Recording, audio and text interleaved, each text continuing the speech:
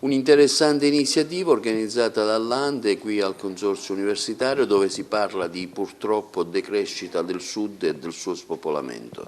Sì, un'iniziativa che ha proposto l'Ande, con cui noi come Consorzio Universitario collaboriamo.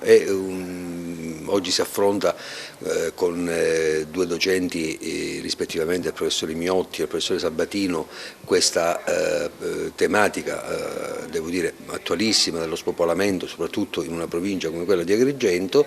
Il Consorzio di tutto questo svolge un lavoro molto importante perché sta cercando di proporre un'offerta formativa con dei corsi di laurea che consentano proprio ai giovani invece di non andare via. Quindi diciamo, stiamo puntando molto su scelte diverse rispetto a quelle del passato per cercare di attivare dei percorsi, diciamo, formativi per i giovani che gli consentano poi di rimanere nel nostro territorio. Si tratta di mettere in campo una serie di... Non è semplice contrastarlo perché è un processo che viene da lontano e che durerà nel tempo, però comunque è doveroso contrastarlo, è doveroso porre in qualche modo in azioni che favoriscano in qualche modo l'attenuazione del fenomeno, quindi politiche per la famiglia, politiche che favoriscano quindi l'inserimento nel mondo del lavoro delle donne e investimenti. Bisogna favorire gli investimenti nel mezzogiorno rispettando quelle famose regole, come dicevamo, del 34%, ma anche politiche che favoriscano lo sviluppo del Mezzogiorno attraverso una logica di, diciamo così, di politica di sviluppo che negli ultimi 30 anni è mancata. Sono state abbandonate tutte le politiche verso il sud. Sono state abbandonate le politiche verso il sud e sono state in qualche modo favorite le politiche, diciamo, di in qualche modo trasferimento delle risorse laddove c'è mercato.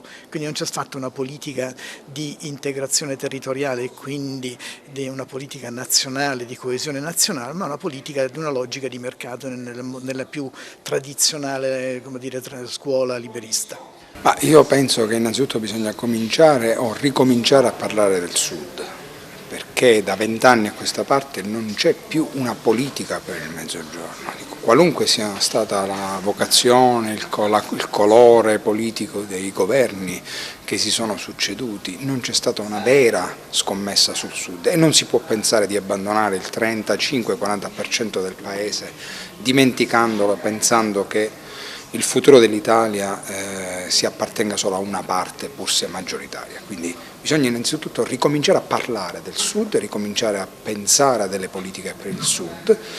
Gli strumenti sono diversi, abbiamo avuto esperienze purtroppo infelici, ma anche esperienze positive, quindi io direi che queste occasioni servono per ricominciare a pensare a una politica per il Sud. Poi le strategie sono molteplici, sicuramente bisognerà coinvolgere i contesti territoriali, bisognerà fare politiche di contesto, bisognerà cominciare a pensare a nuovi investimenti. Questo è un territorio che ha bisogno di infrastrutture, ha bisogno di quindi un ruolo dello Stato che sia non come quello della Cassa per il Mezzogiorno, ma nuovo, innovativo, ma ha bisogno anche di territori che sappiano di ritornare a essere protagonisti dello sviluppo. Quindi ha bisogno di interventi dall'alto e interventi dal basso. C'è molto da fare. I fondi europei non bastano. Ma nella maniera più assoluta, i fondi europei addirittura avevano un principio della addizionalità che lo Stato italiano e le regioni hanno dimenticato volutamente perché privi di risorse, e facendo però perdere quel valore aggiunto che hanno i fondi europei. I fondi europei sono a supporto di politiche, non la soluzione.